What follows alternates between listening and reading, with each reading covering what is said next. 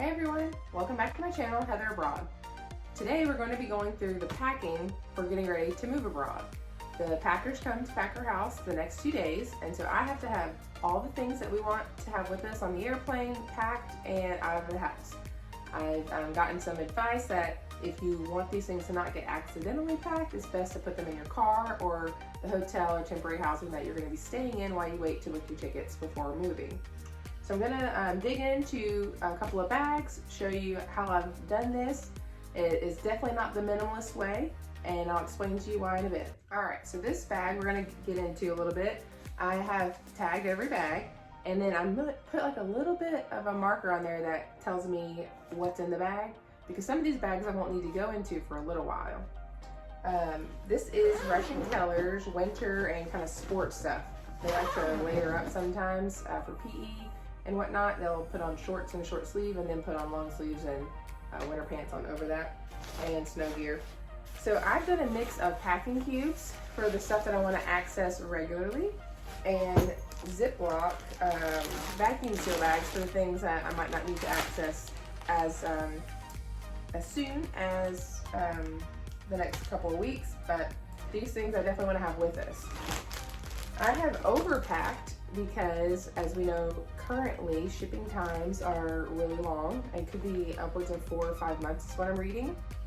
And our container cannot move on a ship until our work visa is approved, which we are still waiting for. So while we're moving out of our house currently into temporary housing, we're still waiting for visa approval, which means it might be 4 or 5 months plus before we get our things, which means summertime's gonna come and we gotta be prepared. So we are taking the maximum amount of bags that they're gonna let us take. This is not what we did when we moved to Alaska, and granted, when we moved to Alaska, we had no winter gear, so we pretty much had to buy it all when we got here. But because we're moving to Norway now, we're pretty much packing for winter, spring, summer, and any of the things that we think we might want to have when we get there. For example, my boys do jiu-jitsu, and so in this bag I have a jiu-jitsu bag full of a gi and a no gi, so that way we can find a gym there and let them join that. I'd hate for that to be locked up for 5 months. I don't want to buy another gi.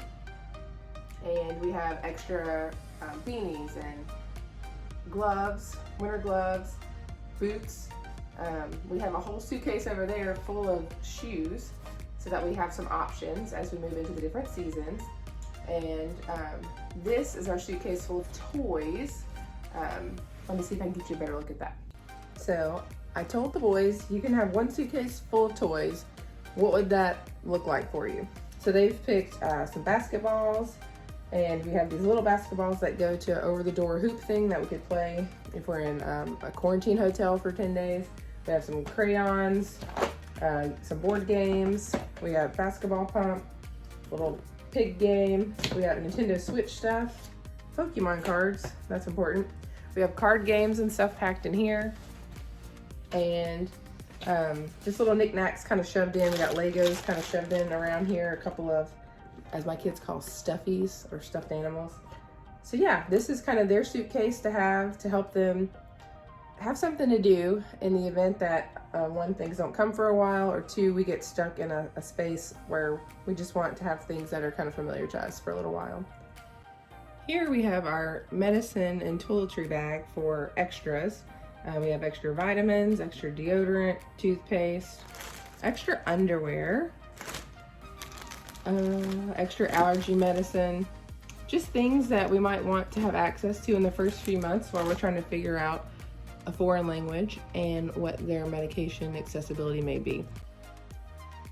All right, so this bag is one of our carry-ons, and it's gonna have obviously important documents in it. It's tax season, and we are right in the middle of it, so we're gonna need to keep all that with us. Like our estate planning, which is will and trust, baby books, car title, because we gotta sell that, my Bible and journal, a drone, because I would like to learn how to operate that and take some pretty cool pictures and videos. And then we have all of our converters. I'm gonna have some more in my other personal bag that I'll be taking. And then these will probably be going into a different carry-on, but these are just pictures, videos, wedding documents that I would like to not lose, that are on DVD. So this is going to be one of those that, like, I just don't want to lose it. So it's going to stay with us at all times. So now for a few tips and opinions. First, this suitcase. I have been eyeballing these hard suitcases for a while, and I want to love them, absolutely want to love them. I packed everything in it, and I don't love it. It's not very practical for what I need. When you unzip it, you have to lay it open in half. So there's no easy accessibility into your suitcase without having like a lot of space to open it up. And that's just not gonna work out in temporary housing, in hotels, given the amount of luggage we have. And I just want the top of my suitcase to open, and then I have packing cubes so I can easily dig through stuff. So today, I've already been out once to get another duffel bag, and I'm about to go out again and exchange this one for a regular suitcase that just opens on the top, so that way I can get in and out of my stuff easily. Second are these duffel bags. I got this advice off of an expat group that I'm a part of, that I started following, just so that way I wouldn't be shocked by this whole culture shift of moving and all that stuff when this all started. So the advice was to get compressible duffel bags. So these happen to be from REI Co-op, but they come in this little bag, and it comes with a big strap that you can hook across. I just tucked the strap in here, folded in here, and stuck it in the front of the duffel, so that way when we get where we're going, we get settled in. I'm not having to store 15 or 10 or however many big suitcases I end up with, because that's nearly impossible, because when you get a bunch of big ones, they don't fit inside of each other. We do have one set that you could put inside, but still, again, we're talking huge suitcases because I'm trying to get everything to 48 pounds, 50. So this has just been fabulous, because now we own 5 of them. So when we get unpacked, I'll compress them all. They'll just go on a shelf in a closet until the next move. Lastly, you just have to get started.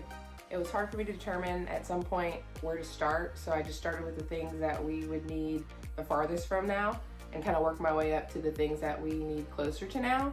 It's been like a 4-day process of just packing for like an hour or two, taking a break, making little notes or to-do list of things that I would like to do for ideas that popped up on how to pack or organize this. As you heard earlier in my first piece of advice, I had my suitcase completely packed and just decided I don't like how it works, so I unpacked it. I got to get all this done by tonight, so I'm just going to go exchange the suitcase and get another one. So don't be afraid to change it if it's just not working for you. It's not worth the stress to make it work unless you're like last minute and just have no other choice. So try to enjoy it, make it to where you don't just absolutely hate packing. It's only my second time doing this, but we have traveled quite a bit with the kids in between, so I definitely have packed my fair share of suitcases. I will say this is by far my biggest pack ever, and like I said, it's not a minimalist pack. It's a pack for the, oh my gosh, I don't know how long I'm not gonna have my stuff. So I hope you have enjoyed this, and I hope it has brought you either some insight to the process or some tidbits and tips along the way. I look forward to enlightening you on the rest of this process when they start packing our house up tomorrow.